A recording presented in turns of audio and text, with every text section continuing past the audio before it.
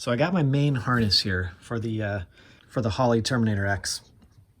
And pretty much this guy looks like what's going to go inside the car, and then the rest of this is all for outside of the car. So what I need to do, I'm going to have to stretch this guy over all of these things. I suppose I'll start with the biggest one first, and we'll go down the line. We'll see if we can do it. They said a 2-inch hole should do it, so I'm hoping that this guy's big enough. Then we'll feed these guys in through the hole over here, and we'll be set.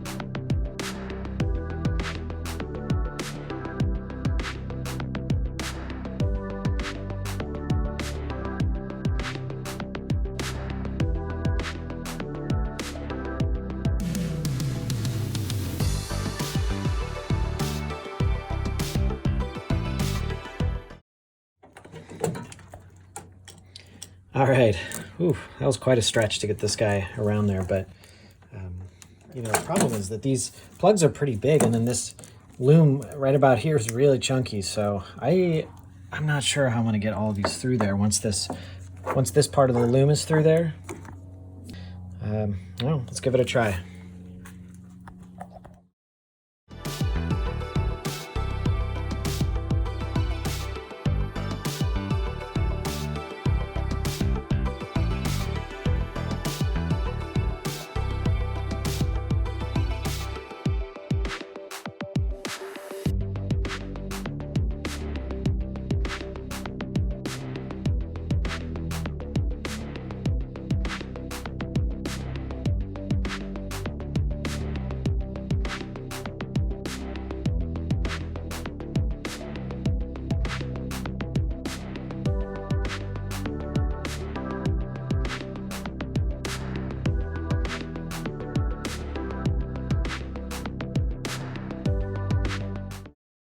That actually went surprisingly pretty well.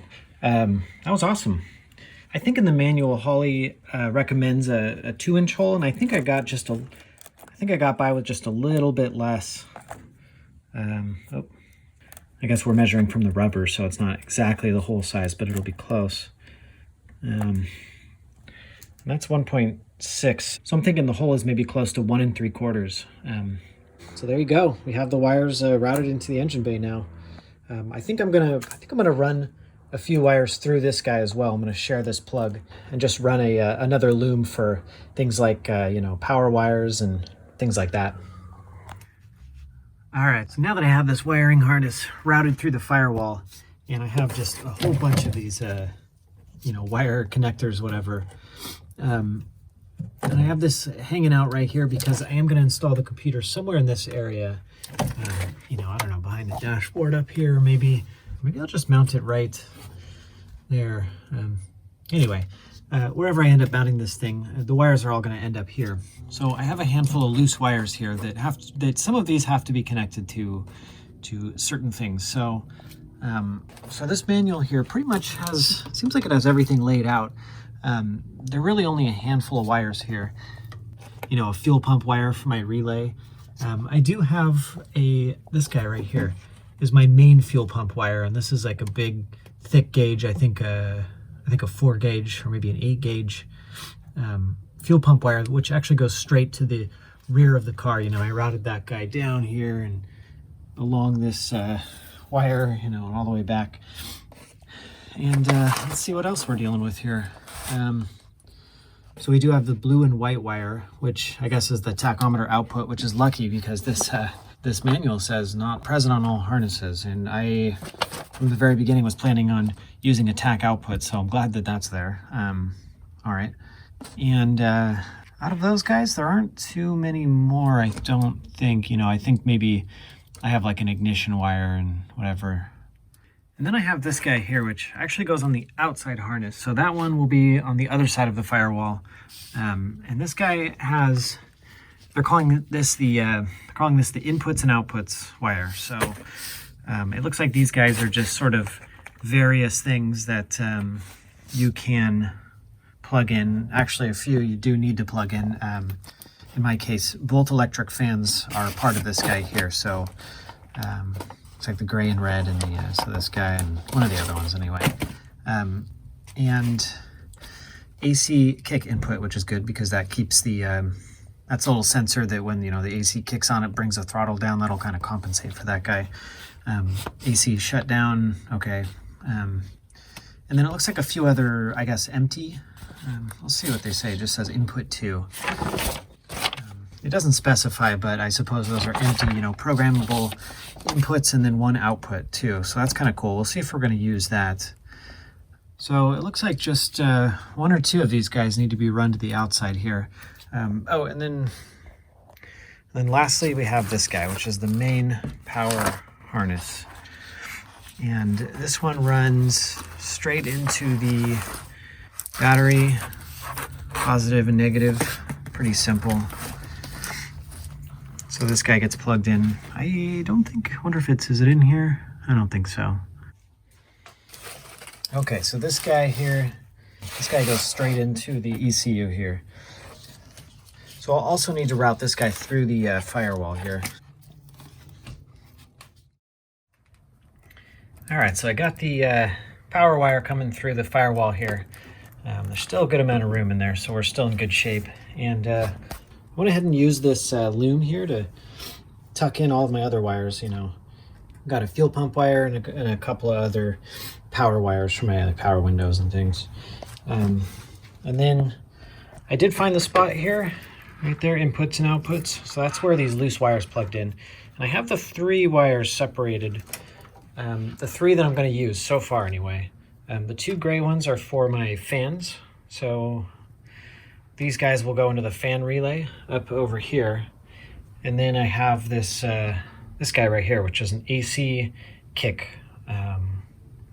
AC kick. I'm not sure where to plug that guy in. Does that go into the AC or does it go into the idle control valve? AC kick. This ground input will allow the idle control motor to automatically make an increase. Okay, so it's some sort of, might have to relay that one or something. We'll figure that guy out for now. We'll just grab that wire out of this guy. So I think the harness is gonna more or less live right here. And from here we have just, you know, we have our coils, injector, got those loose wires there, and then just a handful of sensors here. Map sensor, fuel sensor. These should pretty much all connect into factory Hemi stuff. Got the WB02 wideband O2 sensor. I guess that guy has the special sleeve so it can resist some heat from the exhaust. I guess that guy's gonna route down there probably somewhere. Yeah, there's my tube right there. Cool, okay. Well, I don't know how much of this routing I should do before the engine's in here. Some of where these things are gonna go is gonna be determined by where the engine goes, but I really should, you know, while I have this free room here to stand in my engine bay, I should probably try and route as much of this stuff as possible. So I'll try and finish up all of this fuse block stuff, and we'll see where we stand.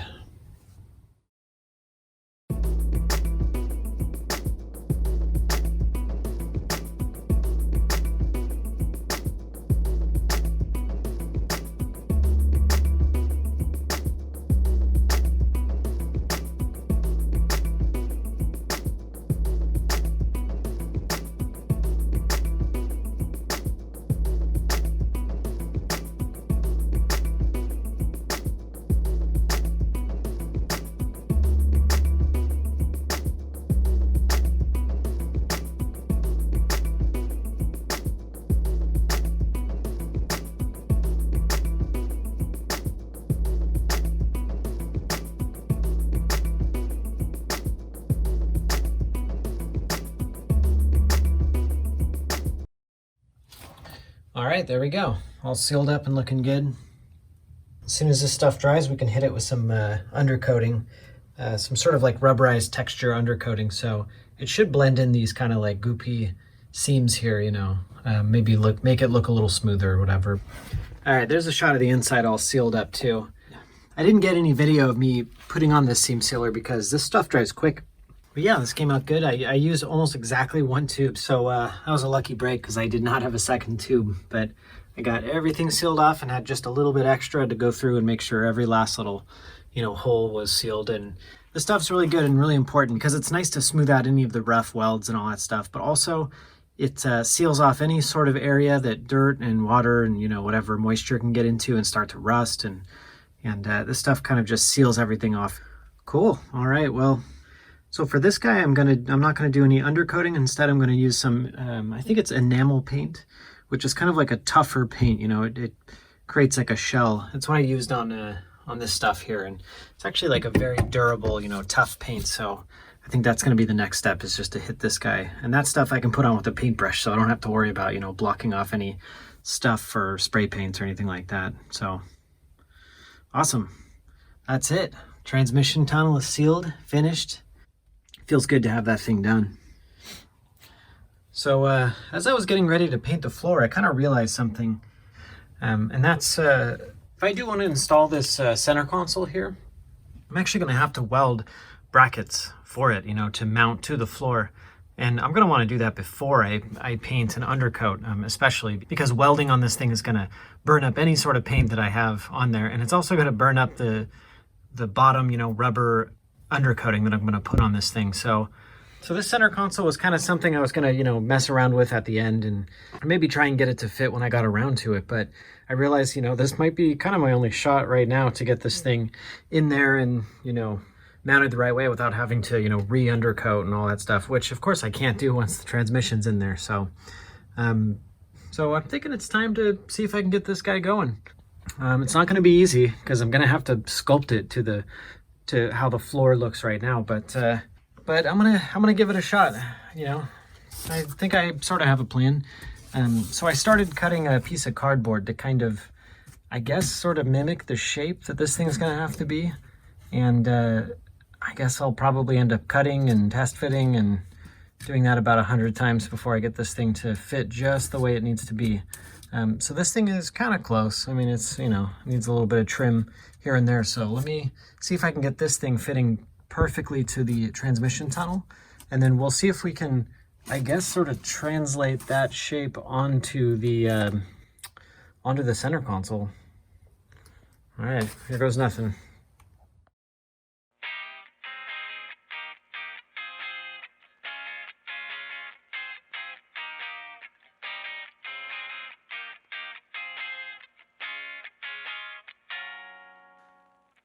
Caught you glancing over my way. No girl had looked at me like that before, even though I knew your name. All right, well, I removed the top portion of this guy, so I just have the frame to deal with, which is a lot easier. And I did attempt to do a template, but I just don't know realistically how easy that's going to be or how effective that's going to be. I'm actually going to be cutting sides that are on a different sort of plane than just the middle of the transmission tunnel. You know, it's going to be on the side of it. So that shape here is actually going to be a little bit different, probably for both sides. And also this thing, you know, curves in quite a bit. So I'm kind of dealing with a lot of different angles here. So I don't know exactly, you know, once I start cutting it, it's going to actually hit in different points of the tunnel. So my thought is to instead just start cutting where it's hitting and kind of just go from there little by little. And you know, if the edges end up being a little bit rough, you know, there is going to be kind of like squishy carpet, so it's going to sit in there, and it, you know, maybe it won't look too bad. But that's what I'm going to go with for now. And you know, as you can see, it is at quite an extreme angle, which I guess isn't ideal, but you know, it's not too far off. I mean, there's a pretty good gap down here, you can see, and then up here there is a gap as well. So I think the next step here is just to start, I guess, I have this where I want it marked. So I'm just going to start trimming. You know, the first parts that are touching are right here on this corner, right here, and then it's going to it also is touching over here, and that's pretty much it. So if I just start, you know, the best I can cutting this to the line of the car, I maybe can just start to settle it down, and maybe eventually I'll end up flush with the transmission tunnel. All right, let's give it a shot. I know that you know, I figured you out. Took me a while, but I got there somehow. Conversation, mixed emotions. I made my move without a doubt. I get the feeling that we're playing in the power lines. We're wide awake, way after midnight. Make this moment electrified. We're wide awake, way after midnight. Don't be shy and don't get hasty. Let's give into the time that we're wasting. Moments like these we'll remember. Though we doubt this will last forever. The taste of your lips, the beat of your heart. I feel you breathing when I breathe out. We took it slow, now I'll take it faster. Don't feel the passion inside you now.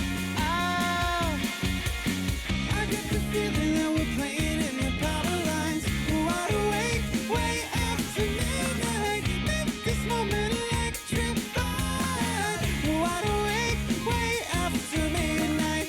I get the feeling that we're playing in the power lines. We're wide awake, way after midnight. Make this moment electrified. We're wide awake, way after.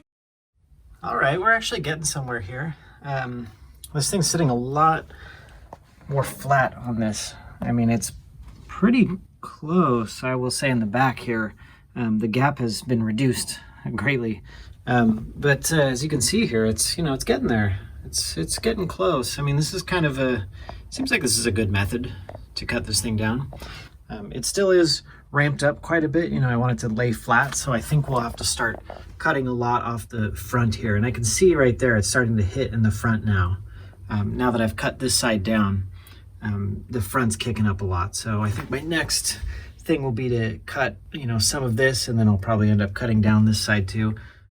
Take it off, all off, take it off, all off, take it off, all off, take it off.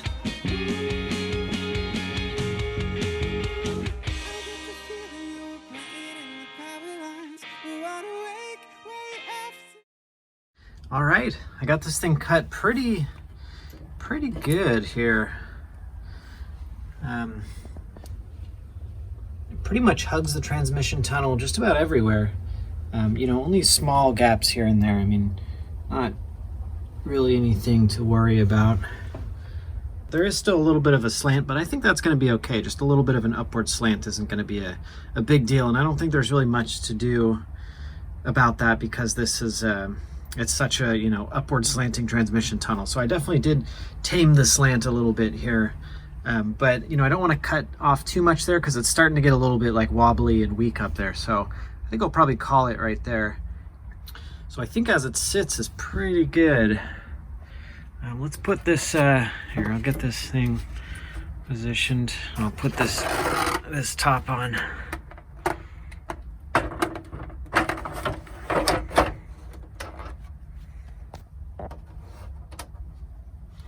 All right, so there's where it's sitting.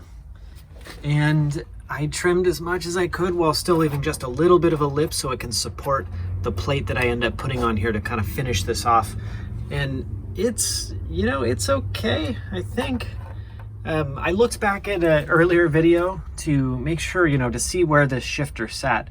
And it seems as though the rubber part of the shifter, that top boot of the shifter, you know what I think I'll do? I think I'm gonna flip over to a video of that previous, the one I was talking about right now. All right, there you go. You can see the shifter there sitting in the transmission tunnel. And you know, that was before this piece was welded in and then this top piece. So going off of where this bottom lip was, it seems like the rubber boot kind of ends, or I should say starts there. The top of the shifter itself ends there, and you know, we just have kind of like a rubber boot to deal with. So I think that it's actually going to be okay. I think it will clear this. I mean, I can trim the rest of this off and But I think we're good as it sits right there. So, you know, of course I will have to make a plate that, you know, is cut exactly this template, which is going to be fun, I can already tell. Maybe I'll try and do it in 2 pieces, I don't know. You know, but yeah, I'll probably get like a sheet of aluminum and try and just cut a piece that kind of finishes that off, and I'll do a shift boot over here, of course. That's it. I think that we have a center console. I'm really excited. I really wanted to put this console in here. It's going to give me a chance to, I want a cup holder. That's really important. I hate cars without cup holders. Drives me crazy. So I get to put a cup holder in here. I'm not sure where. Maybe I'll try and put it over here. I don't know. I want to keep stuff in here, like my little tuning LCD screen, the Holley little computer LCD. I want to keep that in here. And then I'm also going to be able to put my button here for my roll control, or my line lock. So that'll be pretty cool. I'll be able to, you know, push the button right there and all that stuff. And then other stuff, you know, who knows, maybe I'll put like a, I was considering, you know, maybe like a backup camera screen over there or something. Gives me options, so it's pretty cool. Awesome. Here, let's get a little side view to see how this guy's lining up.